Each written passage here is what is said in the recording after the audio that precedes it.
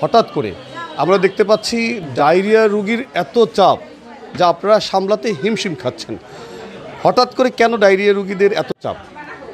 ধন্যবাদ আপনাকে।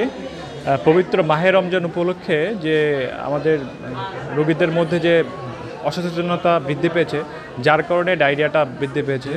আমরা মনে করি যে রমজান মাসে আমাদের সবাইকে পুষ্টিকর খাবার দাবার এবং প্রচুর তরল খাবার খাওয়া দরকার, কিন্তু রোগীদের মধ্যে সে মনোভাব না থাকার কারণে এবং তারা যে ভোজ্য তেলের যে খাবারগুলো ইফতারিতে বিশেষ করে পেঁয়াজু, বেগুনি বা ছোলা বিভিন্ন ভোজ্য তেল দিয়ে রান্না করা খাবারগুলো বেশি খাওয়ার কারণে তারা নিজেদেরকে নিয়ন্ত্রণ না রাখতে পারে, যাদের মধ্যে ডায়রিয়া হওয়ার প্রকোপটা বাড়ছে। আর আপনি জানেন যে শরণখোলা বাংলাদেশের একটি সুন্দরবনের নিকটবর্তী এরিয়া, এখানে উপকূলীয় এরিয়া, এখানে একটু লবণ পানির পরিমাণটা বেশি, যার কারণে বিশুদ্ধ পানির অভাবটা রয়েছে। সবটা এখানকার যে বিশুদ্ধ পানির অভাবের জন্য অনেকেই পুকুরের পানি খায়, অনেকেই ফুটন্ত পানি পান করে না, অনেকেই দূষিত পানি খায়, যার কারণে তারা ডায়রিয়া আক্রান্ত হচ্ছে। এবং মানুষের মধ্যে যে হাতের নখ কাটা বা পরিষ্কার পরিচ্ছন্নতা এর অভাবের থেকেও এখান থেকে ডায়রিয়া ছড়াতে পারে বলে আমি মনে করি।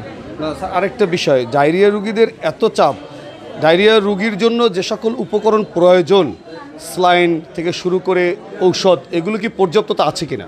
জি, আমাদের মোটামুটি পর্যাপ্ত আছে। 50 শয্যা বিশিষ্ট হসপিটালে যে 50 শয্যার চিন্তা করেই সরকার আমাদেরকে পর্যাপ্ত ওষুধ সাপ্লাই দেয়। তারপরেও অতিরিক্ত ওষুধ হয়তো বা কিছু ওষুধ রোগীদেরকে বাইরে থেকে কিনতে হচ্ছে, তারপরেও যতটুকু ডায়রিয়া রোগীর জন্য দরকার স্যালাইন, তারপর মেট্রো স্যালাইন, মেট্রো ইঞ্জেকশন, যেগুলো গভর্নমেন্ট থেকে আমাদের সাপ্লাই দিচ্ছে, আমরা মোটামুটি এই ক্রাইসিস মুহূর্তে আমরা জনগণকে সাপ্লাই দিচ্ছি।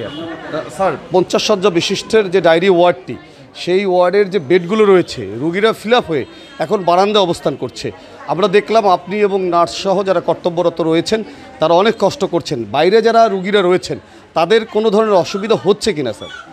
একটু যদি বেড না পেলে একটু অসুবিধা তো হবেই, যেহেতু ফ্লোরিং করে থাকতে হচ্ছে, কিন্তু আমাদের তো উপায় নেই। হ্যাঁ, যেহেতু রোগীদের 50 শয্যা বিশিষ্ট বেড, 50টাই বেড, আমরা তো চাইলেই রোগীকে বেডে দিতে পারতেছি না। তবে যেমন আজকে আমি রাউন্ডে কিছু ছুটি দিলাম, তখন হচ্ছে রোগীরা আবার যে রোগীদের নিচে আছে তারা উপরে উঠবে, এভাবেই মেনটেন করতে হবে আমাদেরকে। চিকিৎসকের স্বল্পতা দেখতে পাচ্ছি। চিকিৎসকের স্বল্পতা সেই তো অনেক দিন ধরে আছে, আমরা আন্দোলন করে যাচ্ছি। তারপরে আমাদের সিস্টাররাও মোটামুটি কাজ করে যাচ্ছে, সেখানেও কাজ করতে করতে 2জন সিস্টার অসুস্থ হয়ে গেছে। কারণ কি, ডায়রিয়া রোগীর ক্ষেত্রে আপনাদেরকে অনেক বেশি স্যালাইনের প্রয়োজন হয়, বারবার স্যালাইন দেওয়া, ইঞ্জেকশন দেওয়া, এক্ষেত্রে একটা পর্যাপ্ত টিম ওয়ার্ক লাগে। সেই টিম ওয়ার্কের একটা আমাদের রমজান মাসে সবাইকে রোজা রেখে সবারই কষ্ট হচ্ছে, তারপরেও তারা আমার এবং আমার হসপিটালের প্রধান প্রিয়গোপাল স্যারের তত্ত্বাবধানে তারা নিরলসভাবে পরিশ্রম করে যাচ্ছে। তারা যতটুকু পারছে তারা মানব সেবায় কাজ করে যাচ্ছে। আমি যদি নার্সের সাথে কথা বলি, এই যে আজকে ডায়রিয়া রোগীদের জন্য আপনি এবং আমাদের আশফাক স্যার অনেক কষ্ট করছেন, ডায়রিয়া রোগীদের সামলাতে কেমন হিমশিম খাচ্ছেন? ধন্যবাদ আপনাকে।